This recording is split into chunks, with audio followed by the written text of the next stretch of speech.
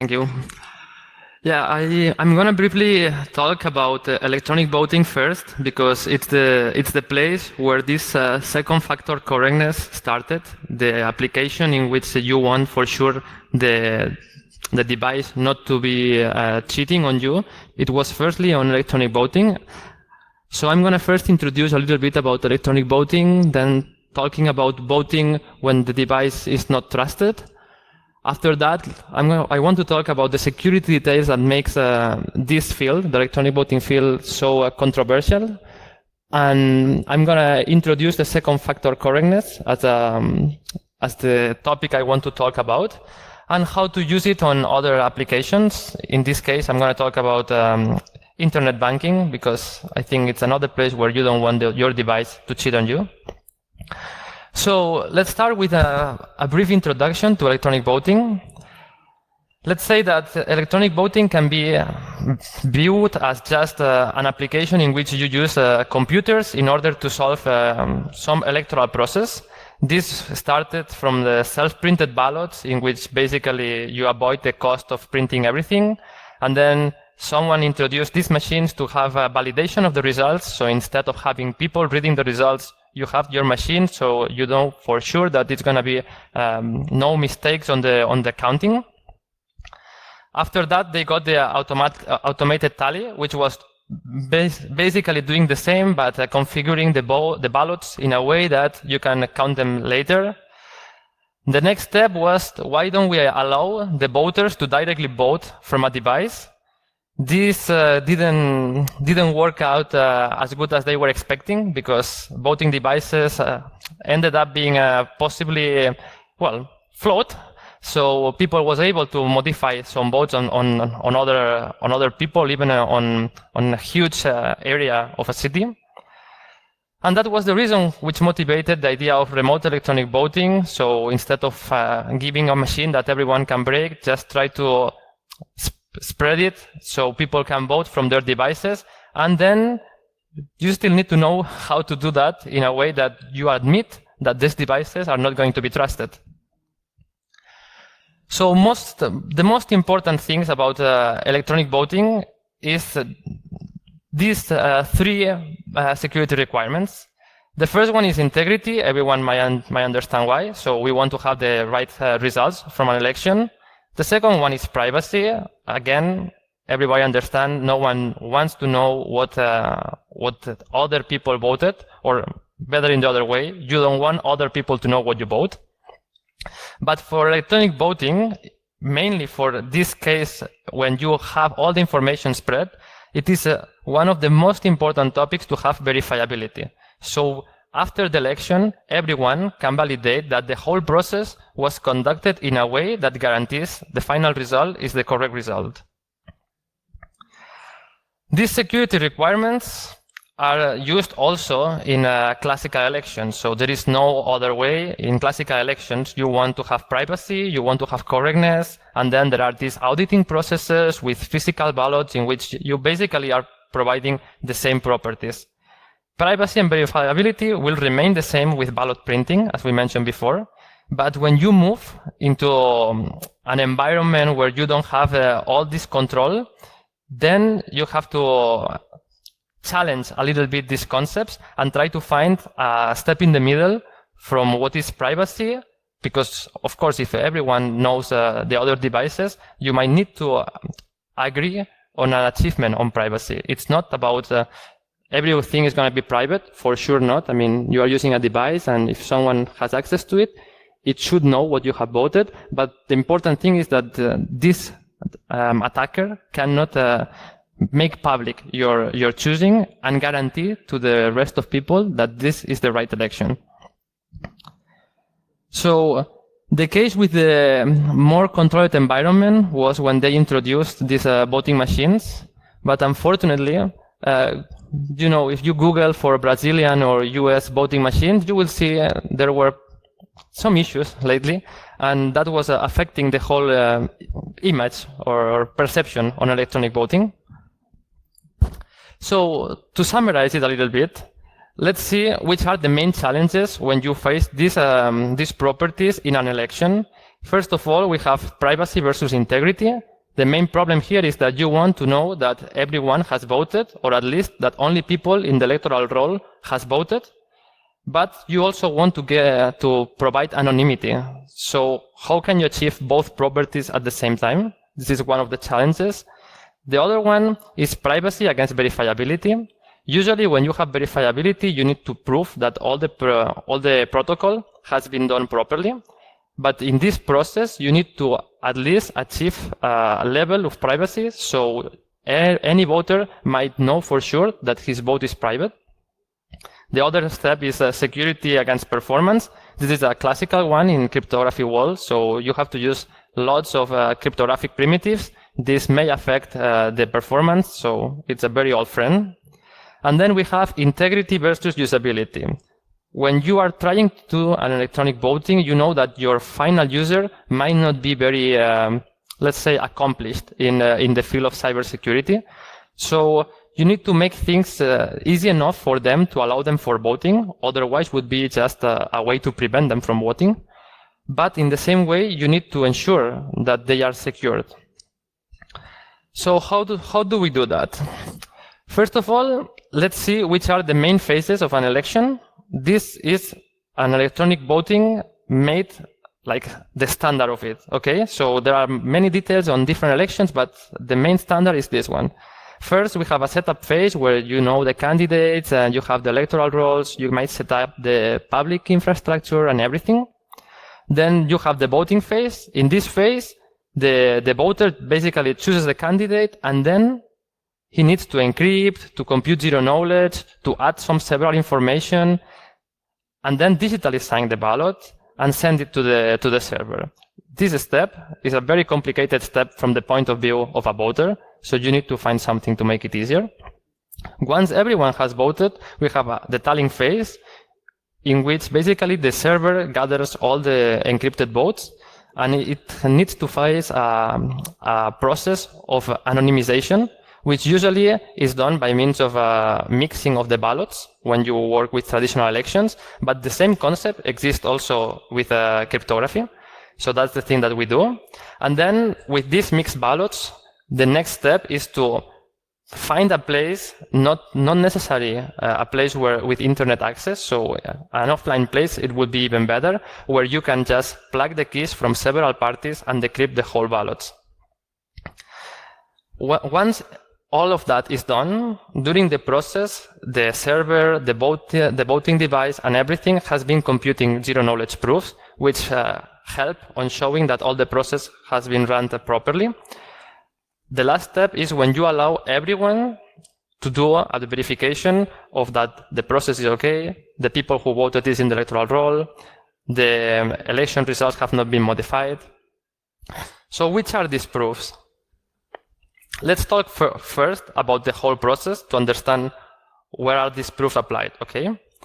First, when we have the phasing of privacy versus integrity, we know that digital signatures may allow us to identify each voter. So if we have a properly set up public infrastructure, this should be rather easy to do.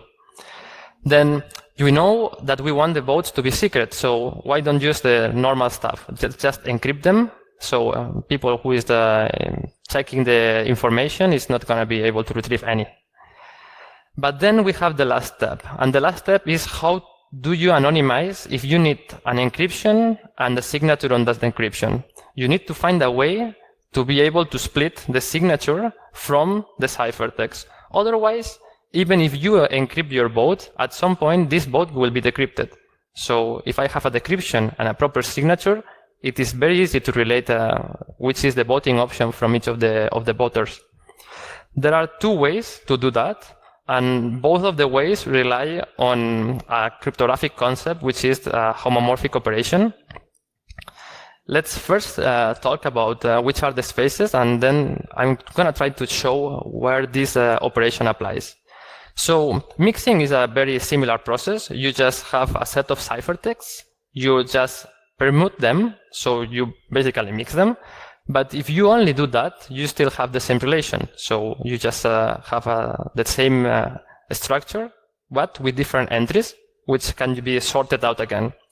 For this reason, we need to re-encrypt all the values. Many crypto systems don't allow re-encryption, but with a homomorphic operation, what we can do is from one valid ciphertext encrypting a message, we can obtain another valid ciphertext encrypting exactly the same message. This is very useful in this case because it allows to generate a new set of ciphertexts which have no relation with the original ones, and with the permutation applied previously, you know that no one can relate them as long as you have the permutation applied secret.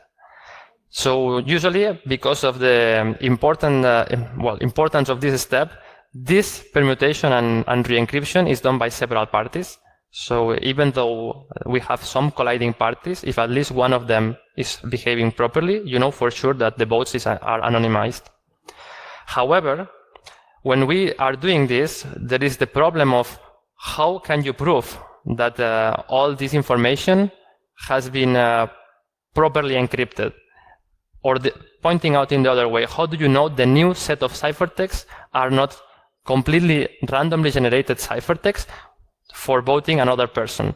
There is no way you can distinguish a ciphertext for one vote and a ciphertext for another. So if one of these parties was going to cheat, it will basically succeed unless you force it to prove in zero knowledge that they have applied a proper permutation. The other alternative, which is a little bit easier to understand, it's called homomorphic tallying. As I mentioned before, the homomorphic operation allows us to, from one ciphertext, obtain another one with the same clear text. This is basically because the homomorphic operation, what it really allows is to operate two ciphertexts in a way that the plain text, the value that we wanted to encrypt, is operated. So basically, to do what we wanted to do before, we will just operate like a ciphertext and the unity ciphertext. So this multiplication would say like 3 times 1, so it's 3. You have the same ciphertext. With the homomorphic tallying, we have a different approach in which what you do is you have all of them and you operate them. So let's suppose that you vote for prime numbers. So I vote for number 3 and another colleague votes for number 5. Then the addition or the homomorphic operation of these two ciphertexts will result on a new ciphertext encrypting 15. Obviously, from the value 15, you can always retrieve the primes, but you will never know if I contributed to this new number with the prime 3 or with the prime 5. This idea applies to the homomorphic tallying in the sense that all the votes are homomorphically operated, and then when you decrypt them, you just have a number that you can factorize because you know the primes, and then obtain the result without knowing who applied each prime number to the addition. So I have mentioned that we required a zero knowledge proof for proving that the permutation has done properly. It is important to know what is a zero knowledge proof. As we don't have many time to introduce this topic, and mostly, I guess most people will not be interested, a zero knowledge proof is basically a protocol where you guarantee that the statement is true. So, for instance, in the mixing, what you want to guarantee is that the new ciphertext, the new set of encrypted votes, is obtained from the original set of encrypted votes by applying a permutation. Why is it called zero knowledge? It's called zero knowledge because basically you don't leak information about the statement itself, the secret that makes the statement true, but only about the fact that it's true. To show a small example that you can find in Wikipedia, but it's very helpful for the case, you can see that imagine that you have Alice and Bob. So Alice wants to prove to Bob that she knows a path inside the cave that connects A to B, but she doesn't want to show Bob which is this path. She just wants Bob to know that this path exists without showing the path. So what she would do is she would get inside the cave, no matter from which side, and she will ask Bob to ask for going out on one of the two sides. The only way that she can go if she was entering from B and going out from A is if it is a path inside, right? So basically, if she ends up going out of the cave from the other side, you can assume that for sure it must be a path, otherwise it will be impossible to do it. With the zero knowledge proof, what you do is the same idea. So you have one vote, you have some proofs, and then you have another value, like the set of encrypted ballots, and then you prove that some permutation has been applied correctly, even though you don't know which is this permutation. Okay? It's a very high-level concept, but I think for the case of the presentation, it's just important to know it's feasible. So why do we use these zero-knowledge proofs in electronic voting? So mainly, during the decryption, you need to prove that the results of the election come from decrypting with the proper secret key. Otherwise, you can always decrypt different values if you are not using the secret key that is associated with the public key of the election. So this thing needs to be proved. The secret parameter on this proof is the secret key, of course. During the encryption, sometimes you also need to prove that the thing that you encrypt is a proper candidate. This proof just needs to prove that you have done that, but without leaking the candidate, of course. So this also exists. And in the mixing, as I explained, the only thing is that there is the permutation masking values, and then you just prove them right with this secret. From the security versus performance, I mean, there is you have to use public key crypto systems, you have to use zero knowledge proof, you have to set up your PKI to be able to sign properly. So the only thing that you can do is the widely known solution that we have in real world. Except that there is no solution, you just need to do the best you have. And fortunately for us, in nowadays, the devices are, let's say, fast enough or performant enough to allow that to happen. Then we have another problem, which is integrity versus usability. This is a problem because you need to use cryptography. We need to use zero knowledge proof. It's a very hard concept, and we cannot ask the voters to know about it, right? No voter will vote if it requires knowledge about crypto systems, identification protocols, public infrastructure. So what we need to do is find some sort of way in which these operations are totally transparent for the voter, in a way that the voter feels like voting is like, I don't know, like ordering a pizza. Like you are choosing just one thing from a list, and this is your vote, and instead of being like a pizza, in this case, it should be a properly secure communication. How do we do that?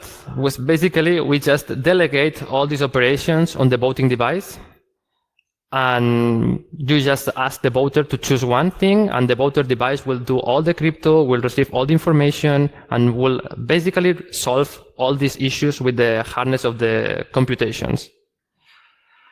However, we were talking about integrity, and if we rely only on crypto devices, on devices to compute cryptography, then we also need to trust in too many things. As we have shown in the previous talks, there are many ways to, let's say, gain control over a device. It doesn't matter if it's a laptop or a mobile device. There are ways to gain control of it and to be able to manipulate the elections. So in this case, you need to know that the binaries have not been modified, but is that enough? In fact, what you need to know is that the application is behaving properly. So you know that even if an attacker is there, he cannot modify the proper activity of the application. But even if the activity is properly done, still you are on a voting device, so you need to know that this device doesn't have hardware vulnerabilities, backdoors that allow to infiltrate other operations. Mainly, this assumption in a real world, it is completely unfeasible. So the only solution is just assume that you cannot trust any device. Assume the voter is going to vote from something that will gather all the information, and try to make the election still in this environment secure, or at least that preserves integrity, so he knows the vote has not been changed. This is mainly the reason that motivates the talk about voting with no confidence. So we want to provide a countermeasure, which is basically a countermeasure against a device that is already broken. So even if you are able to break everything, you have no idea, well, you have no way to obtain information about it. So previously we were talking about verifiability, and this is mostly what we want to do. We want to verify that the vote that we want to vote is the vote that is sent over our device. So in an election, there are 3 steps of verifiability. One is this step from the voting device, from the voter through the output of the voting device. Then we have the second part, which is called recorded as cast, which means if this information is, let's say, modified during the communication, can we detect that? Can we prevent that from happening? Can we ensure that this didn't happen? So yeah, this is another kind of verification. I would say it's maybe the easiest one to achieve. And the final one is the counted as recorded property, which basically takes care of the fact that the things that you count are exactly the votes that you received. So it's very straightforward. In our case, I'm going to talk mostly about the cast as intended property, because it's the case where your device is broken. Well, not broken, sorry. Say attacked or completely misbehaving. There are 2 ways of achieve this cast as intended verifiability. The 2 approaches are very similar, very different. One of those is to challenge the system. So I know that my device might be misbehaving. So as the voter, I ask my device to generate a ballot for a candidate. And once the ballot is generated, instead of sending it, I want my device to prove to me that this vote has been properly computed. So I ask first to receive the vote, and then with the computed vote, I need a second device which validates that this vote contains the message for the right candidate. The problem with that is that if you send this vote, you are basically leaking a lot of information, because your first device knows what you voted, your second device knows what you voted. So it's a very risky approach. Usually what is done is to ask the device to prove that it has been, that it's computing the vote properly a random amount of times. So if you ask like 5 times and then the 6th time the 6th time you send it, then it's the harder approach for your attacking device to cheat on you, because the device doesn't know which one is the one that you are going to send and which one is the one that you are going to analyze. However, the vote that you send would never be the one that you have studied. So by challenging the system, you are not proving that your vote contains the right option. You are just challenging your device to prove that it's a trusted device. The other approach goes for the message validation. Basically, in this case, what you do is that you ask your voting device to generate the ballot, and then you ask the voting device to compute a zero-knowledge proof, which basically stands for the candidate, but keeps the candidate secret.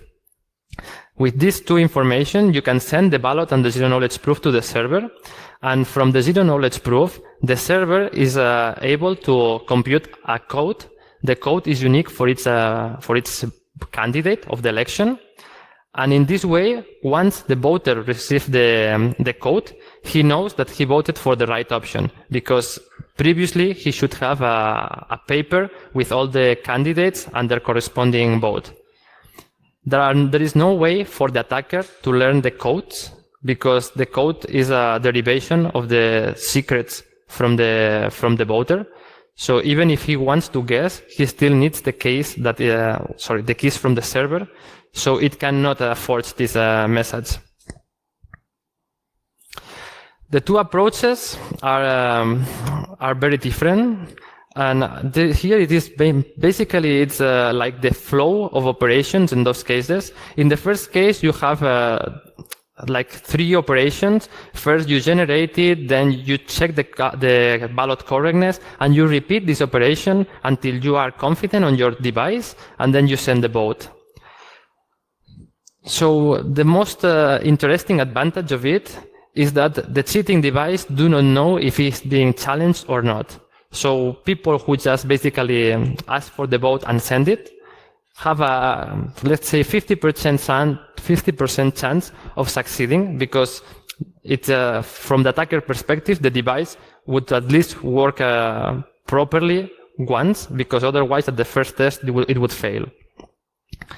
The validation of this result is always sound. So if I got a proper ballot, I know for sure it contains the valid candidate.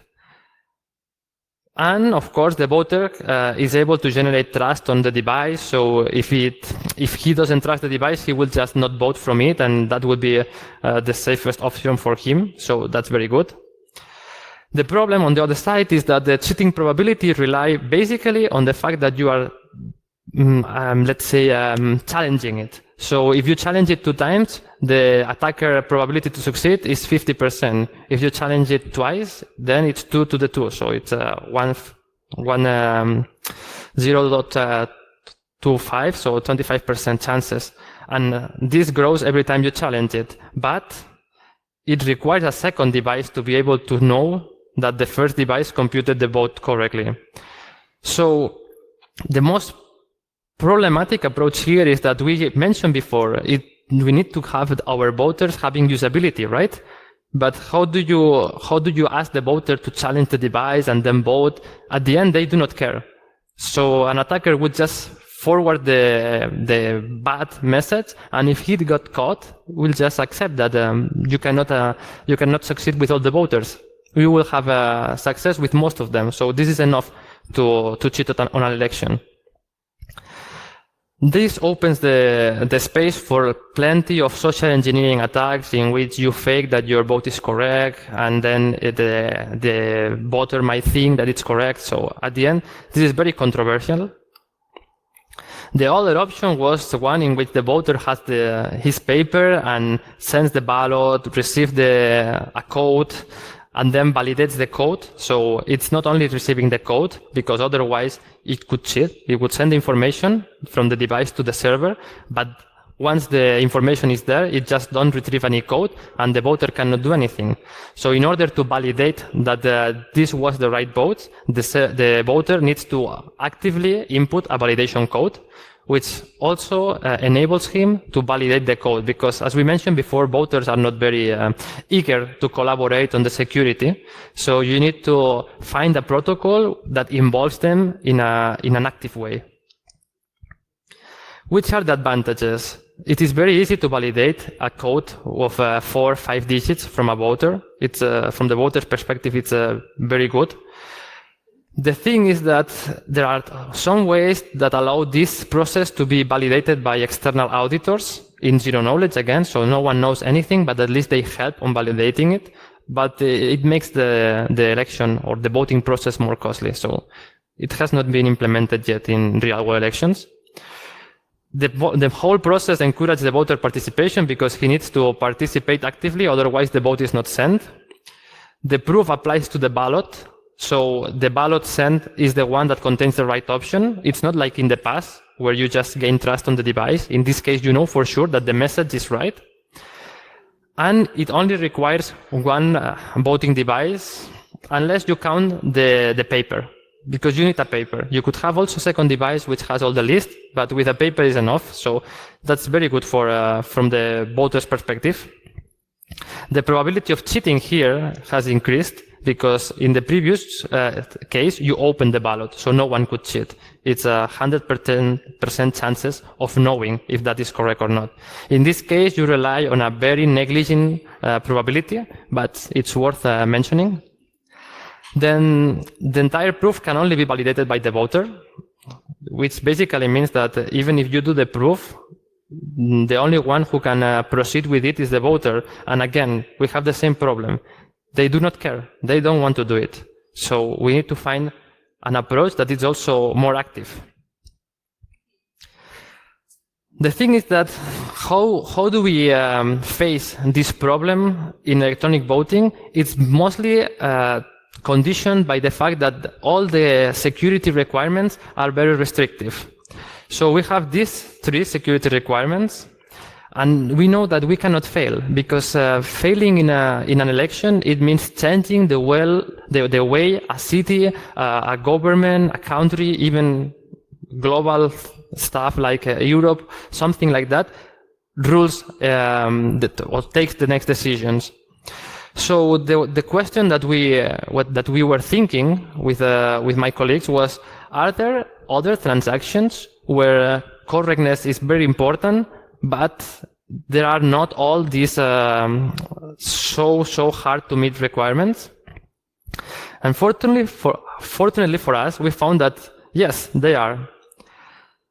Let's see which are other cases in which we need a validation of our details.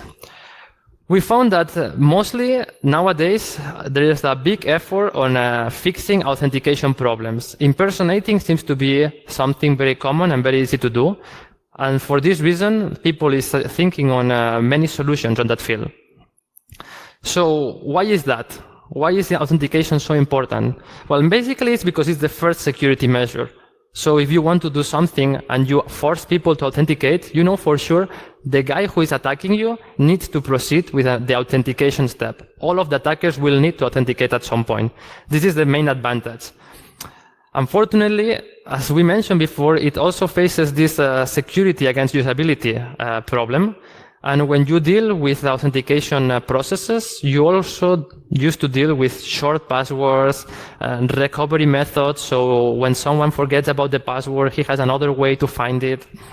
And historically, due to these reasons, these approaches have been broken, either because the companies are using bad practices in the way of storing the passwords, or because the users are just using very, very easy to guess passwords, so the attacker just need to do a very small educated guess.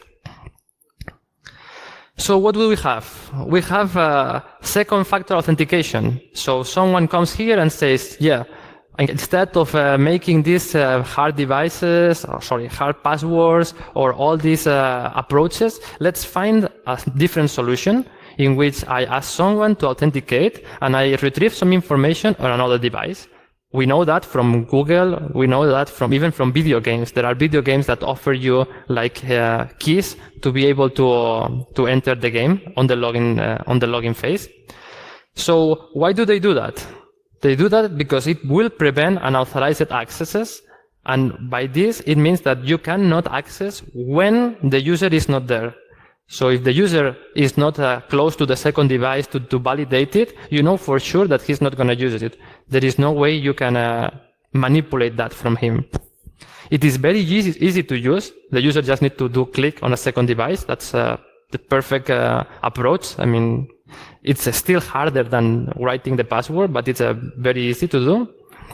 And it offers also some sort of a physical protection, because you have a second device. So even if someone tries to attack your computer, you have another hardware that might be attacked to in order to provide the authentication from both sides. The problem here is that if your device from which you are authenticated is corrupted, then it will not try to attack your authentication. It will just let you proceed with it. And once you are authenticated, it will attack you, because it will be very easy for him to impersonate you. So why is that a problem? Why do we put so much effort on this authentication? It's basically because we don't want people to impersonate. But does second factor authentication prevent that from happening? I mean, if I am not willing to authenticate myself, it surely does, right? So if I'm not using the application, no one else can log in without the second factor. But what happens if I'm already there? If I want to, like, what's one of the examples? Like messaging. Imagine that you are accessing your email. You used to be logged in your email. So if I have access to your computer, I will be able to impersonate you. No matter how hard it is your authentication method, you are already opening this gate for me to attack. So what do we have then? We have that you need to find a way to not only prevent authentication, but to prevent operations inside from happening. So we have seen that there are different approaches that achieve this solution, but most of them are based on trying to send you information without telling you everything. So the information is very vague. You just received a code that says someone tried to do a transaction. For instance, in Google, for instance, someone tries to log in from some device, but most of the users will not be able to see if this is a threat or not. They might think that if this is the case, I might be accepting because I wanted to access. So maybe there is a problem. It's very easy to do social engineering. And also, if I have access to the device in which you are looking this error, I can always forge the message. So you will not even realize that I'm doing something. The second case is when the message that you receive, it's way more precise. So basically it is telling to you, you try to enter here from this location at this time of the day and I don't know, to do something. In this case, it's hard to be vague because you know all the information, but at the same point, it's also retrieving lots of information. So this information can be accessed from people to be able to see which is your accessing routines and try to perform personalized attacks. And also, if you have access to the device, again, you could forge the whole message. You could say that you were trying to access from this device and in this case, any user would not realize about the difference. So we need to find a better solution that is able to prevent any unwanted action to happen. We don't want anyone to be with control of our computer and willing to do things that we're not allowed to do. But at the same point, we want to keep the privacy of the action. We don't want anyone that has access to the channel to be able to know the routines of our users. Yeah, we also want verification by the user, of course. We want him to be a part of it because it's our most interested client. And it needs to be usable for this reason. So at least it should be as good as a second factor authentication. What we realized here is that the properties are basically a subset of the properties of the electronic voting. So you want privacy, you want correctness, and you want some sort of verification. So can we do the proof of correctness that we were mentioning for cast as intended? Can we do that in a generalized way so that it serves more than one purpose, not only for voting, but only for other cases? Yeah, we come up with the idea of doing something very similar to second factor authentication, but with the operations in a way that it's secure. So our initial idea was, let's assume that we have privacy and correctness as a requirement that we don't care. Those are no longer a requirement. So how do we do this? How do we fix this problem when nothing of it is a problem? You will just send the information of the transaction and the user will accept the transaction, right? And then the server would proceed with this transaction. This is basically what they were doing wrong with second factor authentication, right? You just give all the information and he agrees on this information. Let's just say that now we want to add privacy because the main problem of this approach was that we were leaking privacy, right? So instead of just sending the message, what we will do is encrypt the content. So the only one who would have access to this information would be someone in your laptop, some attacker with access to your laptop, but at least people just checking the traffic that you are generating will not be allowed to know anything about it. The problem when you do that is that you are introducing keys, at least symmetric keys, because otherwise there is no encryption, and the key is it must be somewhere, right? So I need a second device at least to be able to have this key secured, because if it's in the same device and the first one, I cannot ensure that the attacker doesn't have access. So what happens if the device where I had it, the original device in which I had the key, was corrupted? Then for privacy issues, well, it will know all the information, but if it was your device, it would be the same, right? I mean, he already has the key, so that doesn't change a thing. For integrity, it's completely different because you got the information, but if you got the keys, you might modify it, right? If the device modifies one of the communications, it might be able to cheat on the user. So this basically means that we need an additional device, which will be the one that we use in order to validate the actions from the first device. So let's see an overview of how would we talk about a second factor authentication. Correctness. In this protocol, I will use like generic names, so like entities or users. So it's not related to any specific functionality. We need a user, which is the one which has the corrupted device.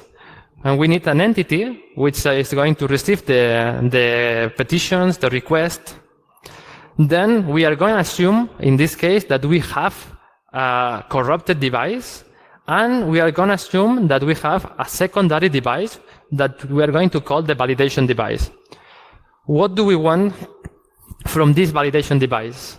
Well, mainly, we want this validation device to not be accessible by network connection. We want to prevent any attacker to be able to gain access on this device.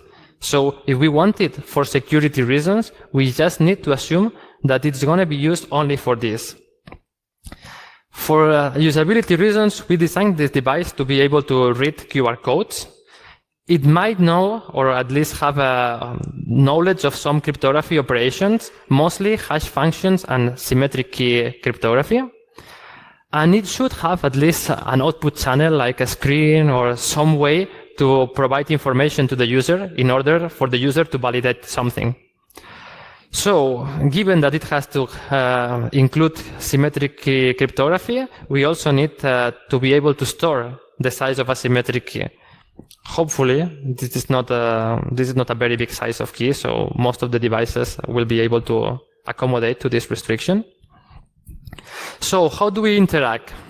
Let's say the user has to do a petition. For this case, we might ensure, like, I don't know, let's find something to buy on eBay. So the user wants the corrupted device to send the petition to buy something. Then the eBay servers would store this petition, but instead of serving it, it would put it on hold because the server doesn't know if the user really wanted or it's just a corrupted device trying to cheat. What it should happen is that the server will derive a very short-lived key using the original key that it exchanged with the user and the timestamp.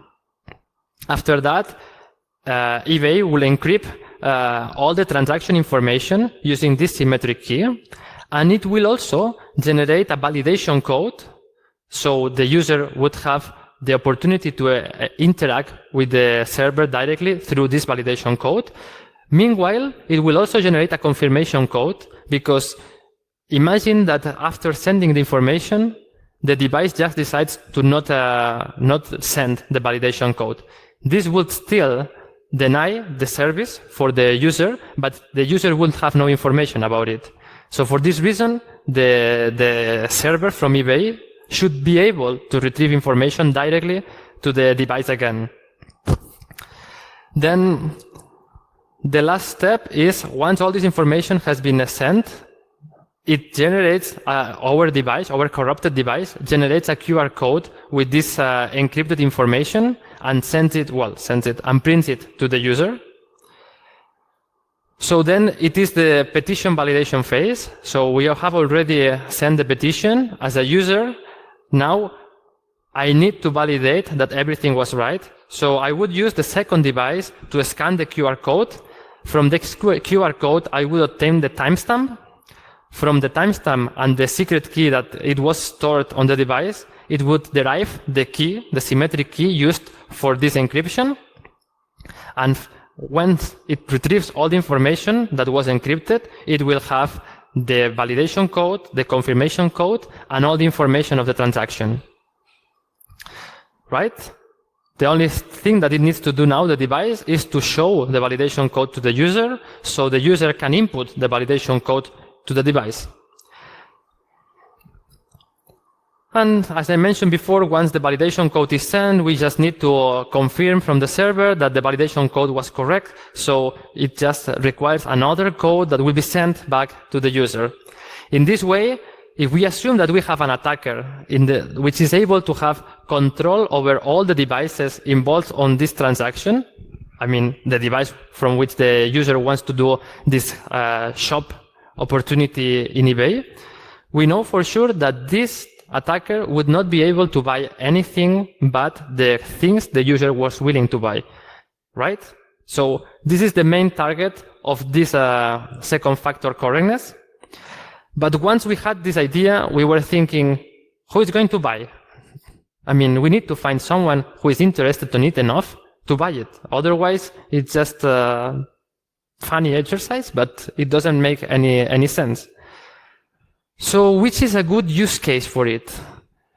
We were thinking, which kind of transactions are so important that people cannot stay without knowing it was correct?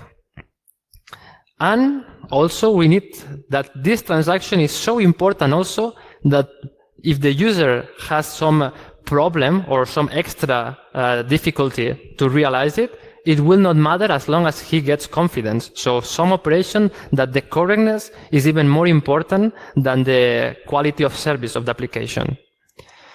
And we found that banking, internet banking, it's one of the best solutions. So we want to design something that provides second factor correctness for bank transactions. We first do some research and we check all banks, more or less all of them have some operations for that. Usually they send you an SMS to confirm that you have done something, or even in some cases they might even call you and try to gather information about your last transaction. There are also some security numbers that they are sent in in another way, like from email or any other channel. Basically, these are the ones that we can see. So you have a message in which basically it says, hey, if you want to pay this amount with this credit card from this bank, you should input this code. But again, if I am the attacker and I have access to your mobile phone from which you are buying, what is the difference? For me as an attacker, I have access to everything. I can fake your SMS code. I can input directly the code and show you a different information. For this reason, they also found another tool, which is a second device.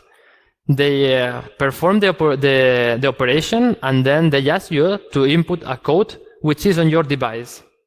But if I am the attacker and I have changed the petition, and instead of paying, I don't know, 100,000 dirhams to some of your friends, I just decided to send this amount of money to a different bank account. The fact that you put a code that it was for your security and only you were able to know, would it change the attack for me? No, you would already retrieve me the code because you will think that you are doing the proper operation.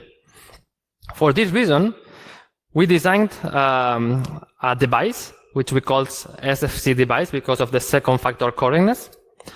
And this device has a secret seed, has a small display, a QR code reader, has some cryptographic operations. The cryptographic operations. Let's say it's able to compute some cryptographic operations. In our case, we chose KDF, AES, and SHA-3.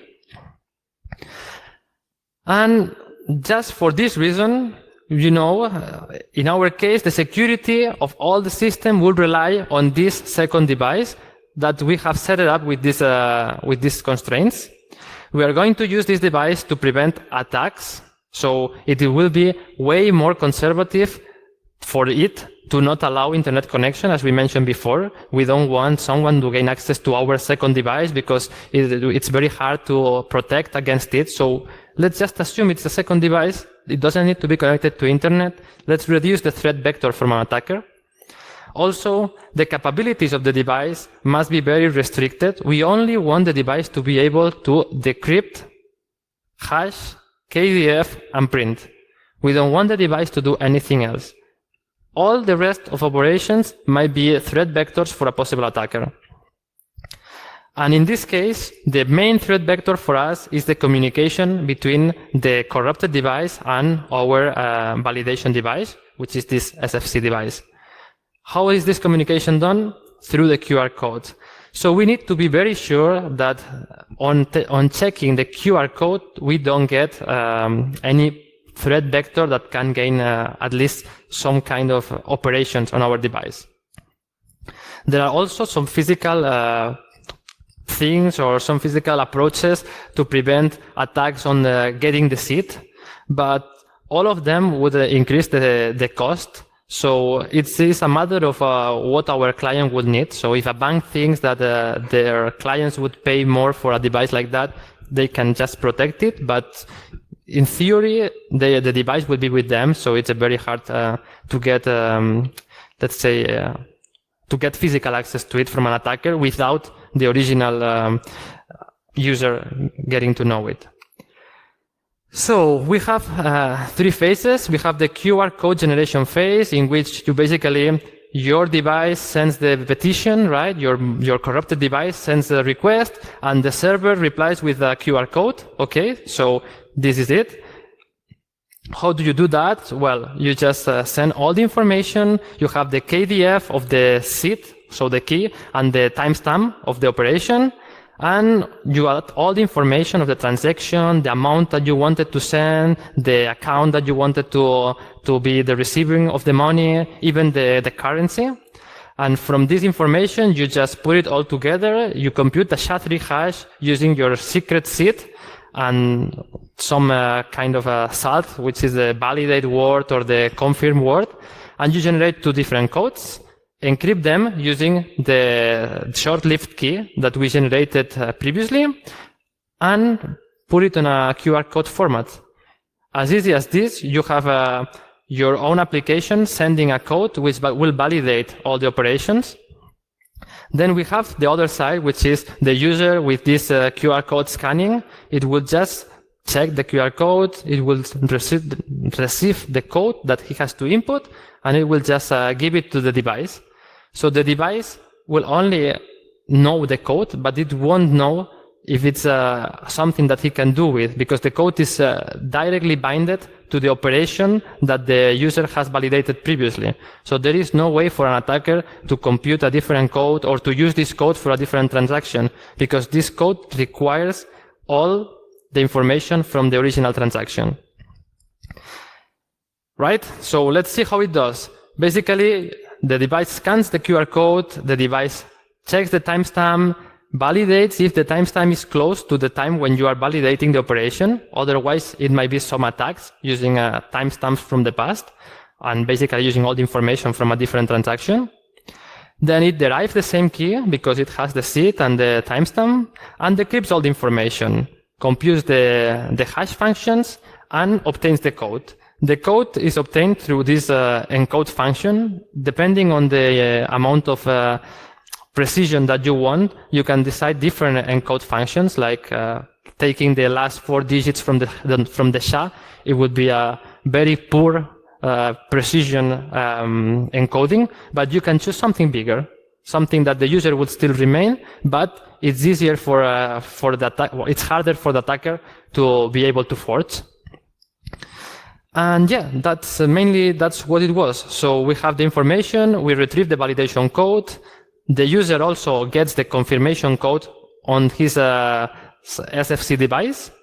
And then the final step is the confirmation, in which basically the server would receive the validation code, check that the code is correct, and give back a confirmation code to the user, which by this last confirmation code will be ensured that the whole operation has been done properly. In the case in which one of these codes has not been properly retrieved, there is a designed an acknowledged amount of time for the voter to contact the bank or the entity that is in charge of it in order to validate that this operation has been stopped at some point, or that it contains the right information. But in this way, we know for sure that the attacker cannot find any way any way to attack the correctness of the operations. There are other ways of doing it using zero-knowledge proof. Basically, with this approach, you would be able even to show a third party that your client was willing to do something without retrieving any information. But by adding this, we just found out that it would make all the process way slower. It would complicate the operations. It would ask for way more money to have a proper device to be able to deal with all this information. And at the end, the banks don't need anyone else to audit that the operation was correct. So for this reason, we just forgot about zero-knowledge proofs, although it might be cases in which adding them might solve some different issues for correctness in other environments. Important or final remarks. Well, most important thing is this second factor correctness, it's not unbreakable. If someone gets access to your device, gets access to the seed, there are different ways to attack it. But what you know for sure is that the attacker may have his success probabilities drastically reduced because it might need way more capabilities to be able to perform an attack.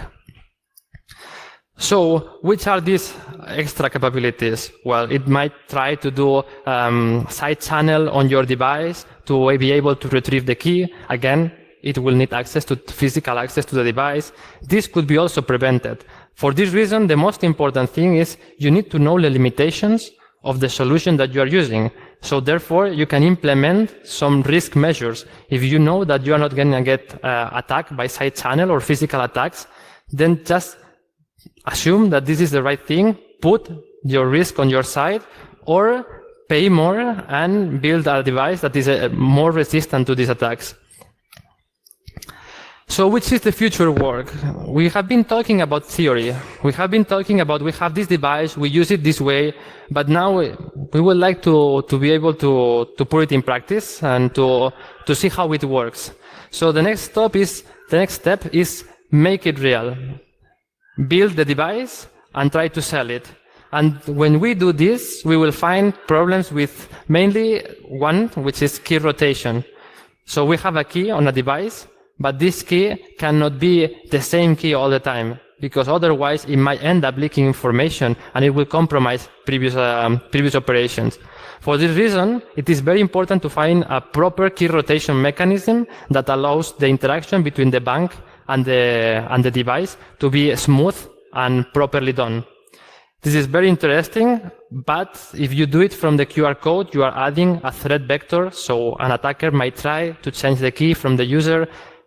Everything got way more complicated, and it's also very interesting for future work. And yeah, there are also the topic with the QR codes. It might be that the QR codes are already a little bit old-fashioned. Maybe instead of a device that is able to read a QR code, we might think of I don't know, or a smartwatch that instead of have internet connections, validates all your operations. Maybe some kind of I don't know, something like this, the Google glasses that once you do the operation, it retrieves the information. That would be interesting. And this is the ending remark. Thank you very much for your attention, and I will be more than happy to answer all the questions that you might have. Do we have any questions?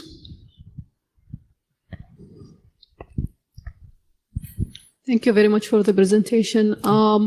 Didn't you think of adding biometric, like your fingerprint or facial recognition, as a second factor instead of having a hardware, generating seeds, generating keys, adding more, let's say, hardware stuff on the user side to ensure the second factor correctness? The problem when you think about using the biometrics is that if you use the biometrics on the same device that you were using to compute all your important transaction, the device will learn the information and will use it even if you don't want. So the device will try to cheat on you, and it will be a social engineering way of approaching your problem.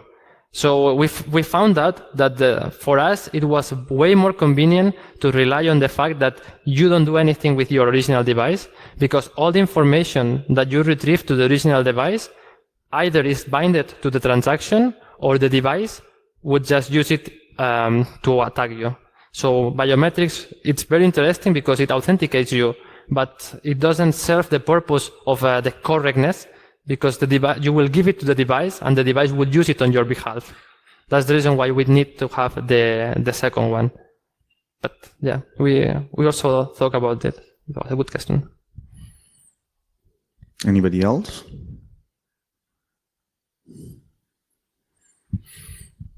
All right. If there are no more questions, then I'd like to thank Victor for that talk. I hope we have more secure applications using this research that you've done. So really, thank you. Thank you.